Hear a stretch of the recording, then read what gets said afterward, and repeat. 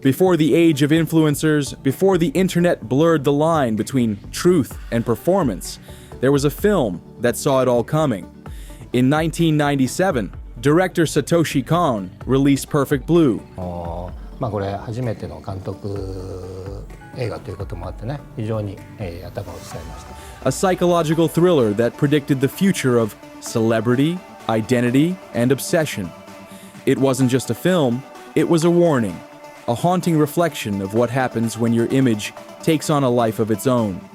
This is the story of the movie that blurred the boundaries between the screen and the self, the illusion that consumed reality. Welcome to Animated Realms. 1. The birth of an obsession. In the late 1990s, Japan was experiencing a cultural phenomenon, the rise of idol culture. Young women were molded into perfect, smiling stars, singing, acting, smiling endlessly for fans who saw them as pure, untouchable icons. Amid that backdrop came Perfect Blue, directed by Satoshi Kon and based on Yoshikazu Takeuchi's novel. But Kon transformed it completely. What could have been a simple stalker story became a psychological dissection of fame, perception, and identity. Our protagonist, Maima Kirigo, begins as a pop idol in the group Cham. She's adored for her innocence, but she wants more. She dreams of being a serious actress, of growing up and being seen as something real. When she leaves the pop group to pursue acting, the cracks begin to show. Her fans revolt, her manager doubts her, and in the shadows, someone begins to blur the line between who Mima is and who she appears to be. A website appears, Maima's Room, detailing her private thoughts, actions, and even her daily routine. Someone is impersonating her online. But in Perfect Blue, the more Mima searches for truth, the more the truth disintegrates. Her reality becomes a performance, and her performance becomes her reality. Perfect Blue asks a chilling question. What happens when your image no longer belongs to you? 2. The reality that everyone missed.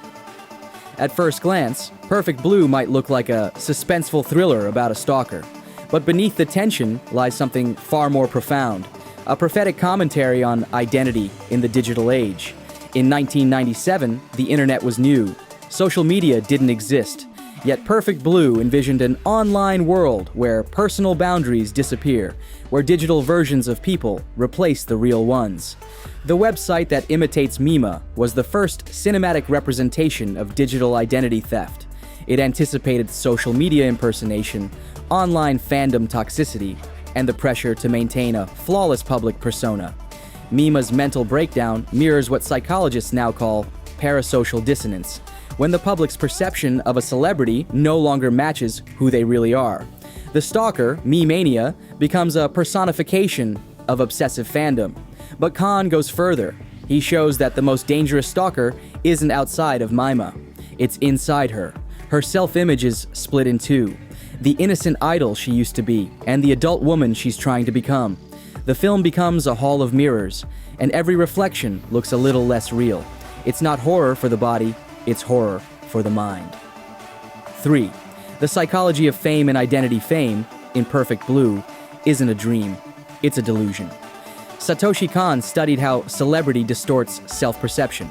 Mima's descent into confusion reflects how media constructs and controls the individual. Everywhere she turns, someone's rewriting her story. A journalist, a fan, her manager, even her own subconscious.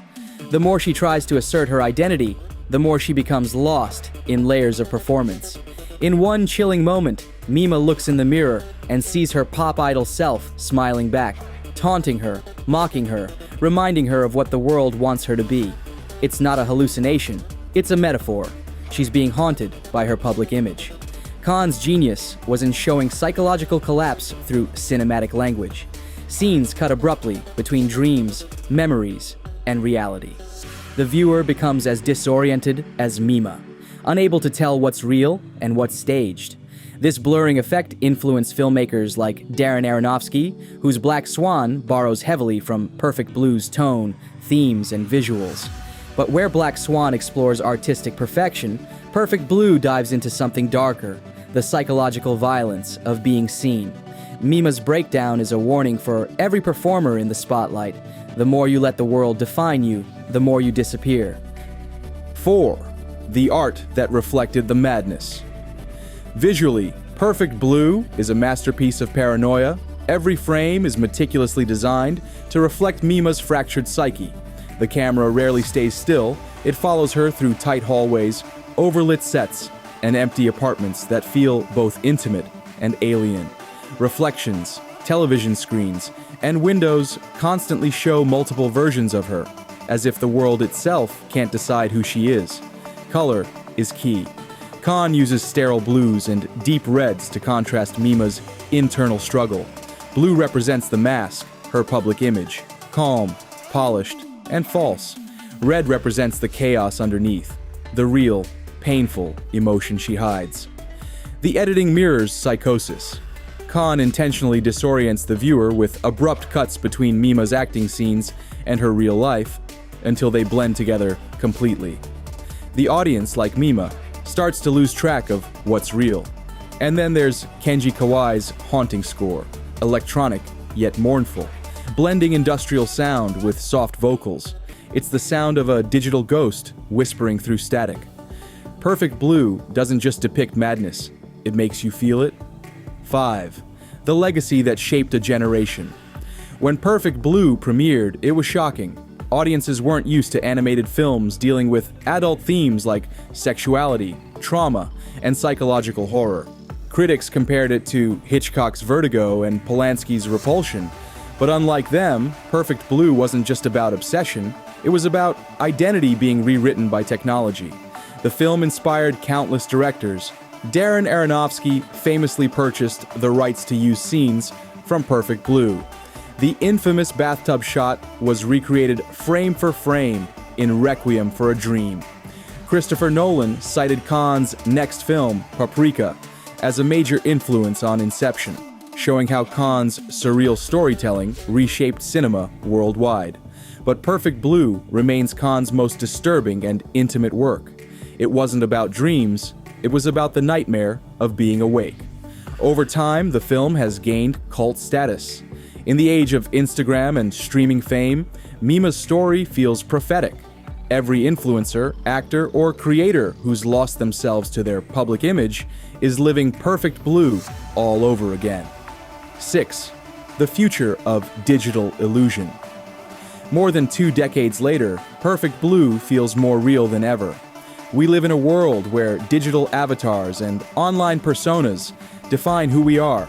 People curate identities for attention, validation, and fame, blurring the boundary between the authentic and the artificial.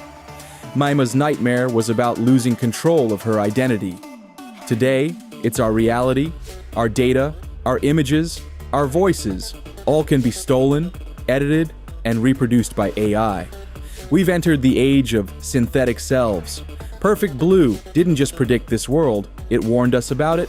The illusion has become the reality, and we've all become performers on the digital stage. The film's message has evolved from personal to collective. We are all Mima now, trapped between who we are and how the world perceives us. 7. The nightmare that still haunts us. In the final scene of Perfect Blue, Mima looks in the mirror and says, "I'm real." It's simple, but devastating. After everything she's endured, the manipulation, the falsehoods, the violence, she's still not sure who's looking back at her. It's a line that encapsulates the entire film, a desperate assertion of self in a world that constantly rewrites who we are. Satoshi Kon didn't just make a thriller, he made a prophecy, one that grows more relevant every year. The horror of Perfect Blue isn't that Mima might be insane. The horror is that she's perfectly sane in a world that no longer values authenticity. Every click, every post, every like is another mirror. And like Mima, we're all standing between reflections, trying to find something real. Perfect Blue is a masterpiece of psychological storytelling, a mirror held up to our fractured digital age. It's the film that predicted identity breakdown long before social media made it normal. So as you scroll, post, or chase perfection online, remember Mima's story, because the illusion isn't just on screen anymore, it's inside us all. This has been Animated Realms, and this was the story of the illusion that consumed reality. If you enjoyed this exploration of Perfect Blue, 1997, don't forget to like, subscribe, and turn on notifications for more cinematic deep dives from Animated Realms, where stories and science meet imagination.